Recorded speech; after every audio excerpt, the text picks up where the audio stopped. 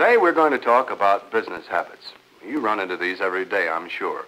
Some of them are obvious enough to be expected. Others, though, are veiled under the guise of good business practices. And these are sometimes the hardest to break down unless you're equipped with an answer to overcome the reasoning behind the habit. Now, sometimes this takes a new product or feature, and yet other times good selling habits alone will do it. In our cases today, we'll present to you problems that arise from business habits. The solutions we offer, although not the only solutions that will meet with success, are sound, authoritative examples that we hope will be of help to you. In our first situation, Mark Sanders, our salesman, is interested in learning whether Chuck Eastman, a contractor, is going to place an order for 12 standard three-phase dry-type 75 kVA transformers with him. Mark is attending a conference, and he's taken advantage of a break in the meeting to phone his customer. Sort of thought you'd be out here, Chuck. Wanted to, Mark, but everything came to a head this morning. Couldn't get away. Anything come up on those 12 transformers? Not really. I had some stuff to get out of the way first. Oh, what do you mean, not really? Nothing much. We've tossed it around a bit. My way? I don't think we'll be throwing this one your way. I see.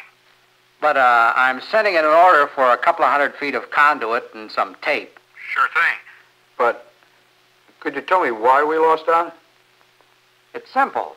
Price. Look, I can get another make for $40 less per unit. 12 units, that's $480 saved. Can you blame me? Stop! Well, there you have it, an old familiar situation. But no one can blame Chuck Eastman for wanting to save money. He has the habit a lot of customers have, of accepting the lowest bid with a product that meets his specifications. Now, if you were trying to sell this order for 12 transformers and were faced with a Chuck Eastman, how would you handle the situation?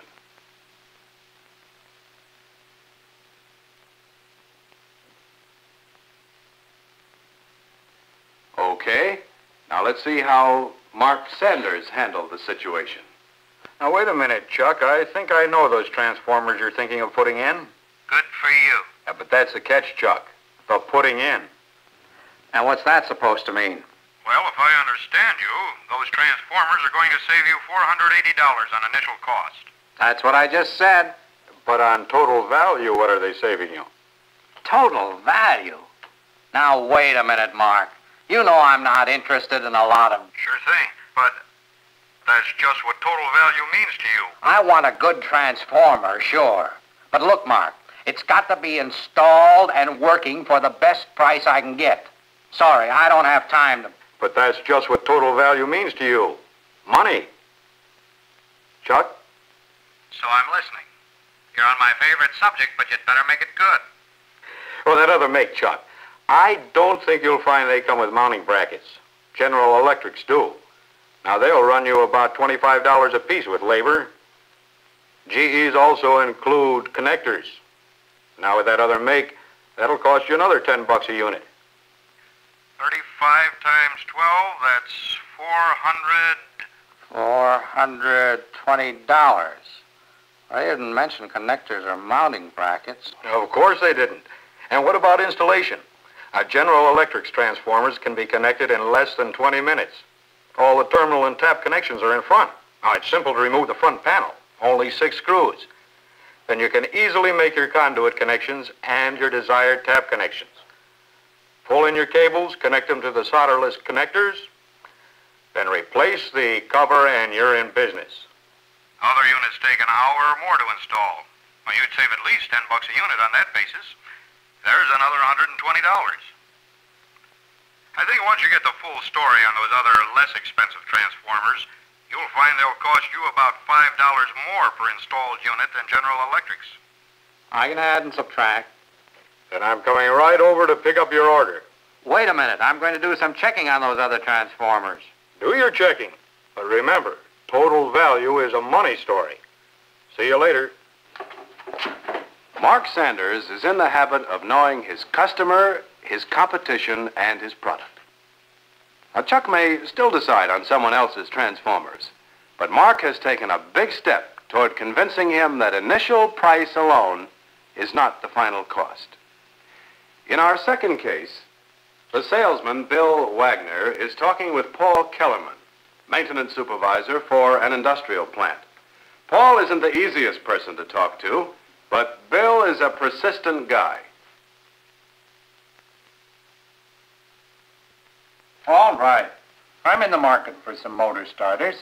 The new bay we're adding is no secret. NEMA sizes 3, 4, and 5, according to purchasing.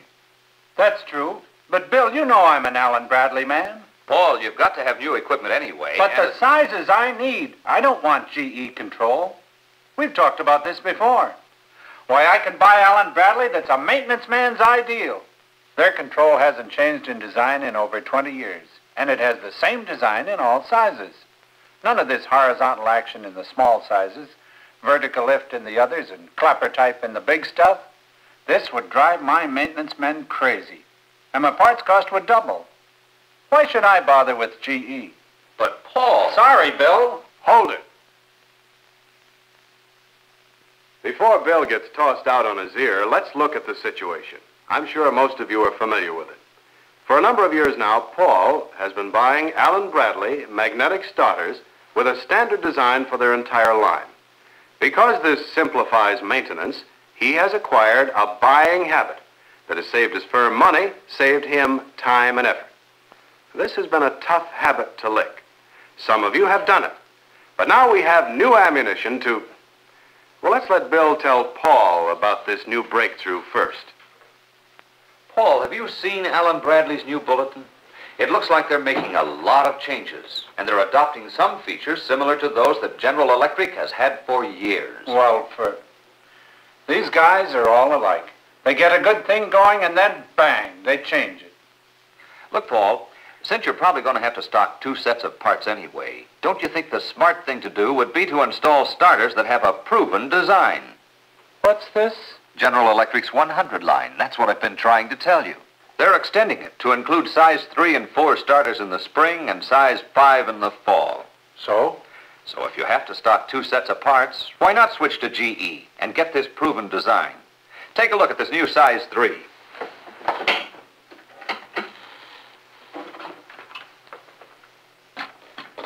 I know you're busy, so I'll just give you a fast rundown on some of its features. That's okay. Go on. You talk about fast maintenance. With these new starters, contact inspection only takes about half a minute. A coil can be changed in less than a minute. Disassembly of all components can be done straight out of the front.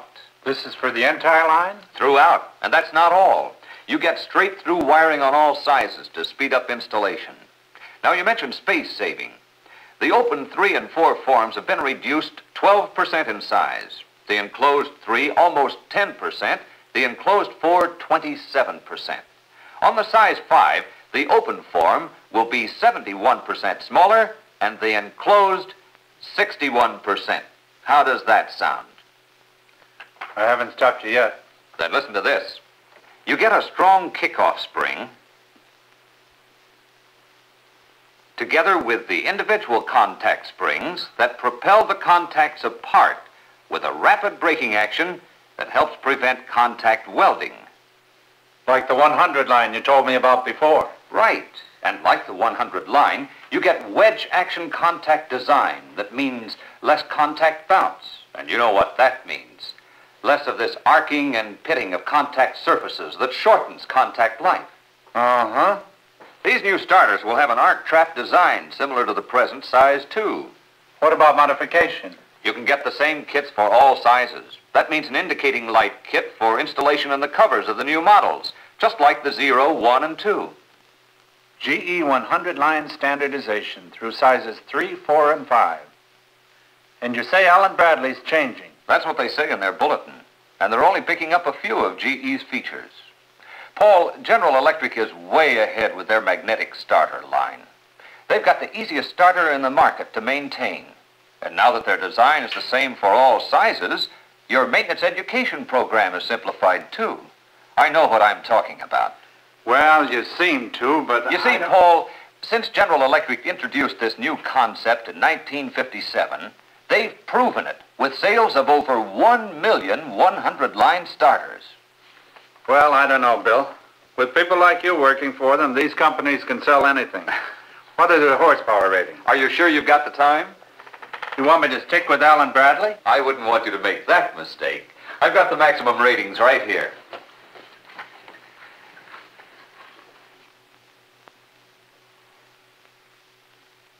Bill knew Paul's buying habits before he went to see him.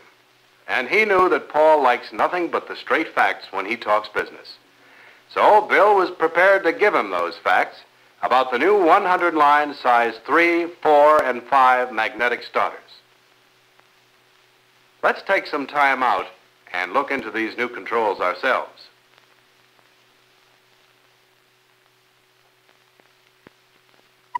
Before we leave Bill Wagner, let's look in on him talking to Paul Kellerman on the phone the following week. Bill has learned that Paul is interested in replacing a totally enclosed fan-cooled motor. He's trying to get in to see him again.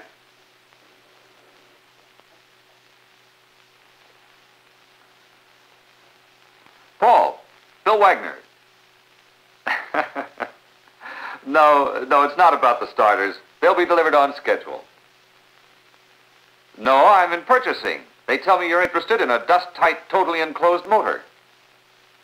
Well, I know, Paul, but GE...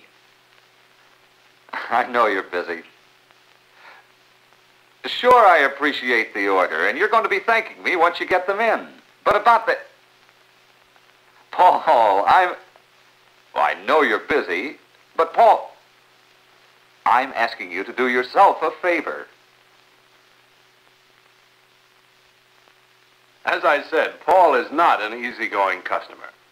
Bill knows that he's in the habit of buying motors with a brand name that he has used. Motors that are low in maintenance and cost, so long as they satisfy his needs. Which, by the way, isn't a bad habit. But Bill is a persistent salesman. And regardless of Paul's feeling about General Electric totally enclosed motors, I think he's finally consented to see Bill. Hi, Paul. I said 3 minutes, and I meant it. Okay. I know they told you we need a totally enclosed fan-cooled motor, but I can't use your motors. The fan sucks in dust and grit just like a vacuum cleaner. Yeah, but... This is for a lathe. Dirty, you understand? Yes, but... And if you're thinking of a severe duty job, forget it. Too expensive. I need an inexpensive, tight motor. GE isn't in that market. I know that much. But that's why I'm here. General Electric has a new, totally enclosed motor that's cooled by an outboard fan. And I mean totally enclosed. Oh, I know in some applications, like your big grinder, the old inboard fan model let in some dust and grit. You're telling me? On this new model, though, the outboard fan cools the motor in an air-over method.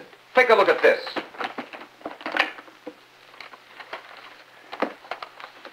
The steel cover of the fan forces the air over the outer surfaces of the motor. The end shields of the motor are solid with no air vents in them, and the rabbets around the end shields fit the shell tightly. Not even fine dust can get in that baby. But is the cooling still as effective? Absolutely. And here's another point for your machine tool application. Check this heavy formed steel base. In this new model, it's welded to the stator shell for good, solid mounting. This means permanent alignment of the shaft and the machine. Okay, Bill. Just leave the spec sheet here. I can read all this. It's all yours. Can I take your order? No, I want to talk with engineering. Leave the prices here, too. You want me to stop by there on my way out? No, don't bother. Sometimes I think all General Electric does is put out new products. You know, you weren't the only one with this dirty atmosphere and grit problem. A lot of people were after GE to come out with this same design in fractional horsepower ratings. Call you in the morning.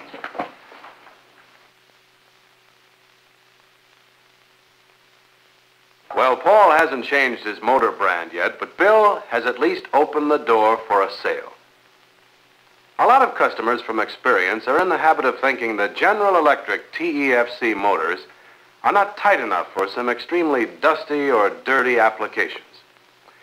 Now we're going to take some time to get our rundown on this new totally enclosed outboard fan model that's going to help you break that habit and create sales.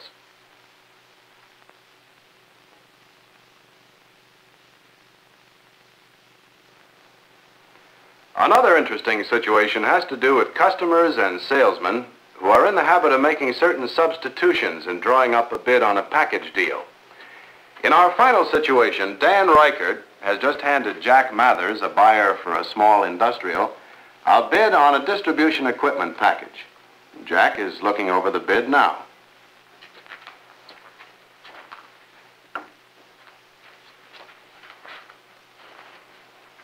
Oh, help yourself. It's yours. Hope you like it black. Oh, thanks, I do. Dan, how long have we been doing business? About 4 years. Why? I don't have to turn the page to tell that you can do better on the price. If you substitute an S&C switch and fuse for the GE one you have listed here. But listen, Well, now, I've never had to mention this before. I thought it was always kind of automatic. I thought we really understood each other on that score. we do. You see, Well, look, these GE rollout switches are like Cadillacs, Dan. You know, we can only afford one of the low-price 3 in our garage. Now, if you want to make that substitution, we can talk some more. Stop. Well, there we have it. Our last problem. I'm sure you're familiar with it. The substitution of an inexpensive S&C switch and fuse component in a General Electric distribution equipment package deal has become an almost automatic situation. With some salesmen, it is their habit to make the substitution even before submitting their bids. With some buyers, it is their habit to specify it before asking for bids. We think General Electric has come up with the only real solution to this problem. Dan already knows about it. Let's see how he handles Jack. take a look at the price. I don't think you can better it. Oh, the quality of any of the listed components. And note the shipping times also. This is competitive. Of course it is. You see, this is a brand new switch and fuse component. New. Designed especially for packages just like this. Now take a look at this bullet. Now this new job meets the protection needs of your system, and it does it at a competitive price. Who finally wised up? Well, it takes a while to be certain you can meet price and quality. And GE has thoroughly researched this design. With this component, you've got a proven auto-blast interrupter switch as the heart of the equipment. And notice the dead front construction for operating safety. I see. One stroke of the operating handle opens the switch, and one stroke closes it. And the fuse compartment door is mechanically interlocked with the switch. It's fully insulated to American insulation standards, and the four basic designs are flexible enough to cover all your applications. Wait a minute, wait a minute. All that, a competitive price and quick shipment? Now, what more could you ask for? Hold it. I'm with you. Now go back to your coffee and let me look at the rest of this. I'm sure we'd all like to get some more information on this new switch and fuse equipment. But let's not limit ourselves to Jack Mather's application. Well, you've seen our 4 selling situations, our 4 solutions. I'm sure you have come up with many more. We have tried to point out certain buying habits and offered some selling habits we hope will be of help to you. But remember, the mark of an astute salesman, a knowledgeable salesman, a master salesman, is the ability to relate all of the information he has to each new sales problem. Well, let's call a halt to this film and get the complete picture on this new switch and fuse equipment. Good habits.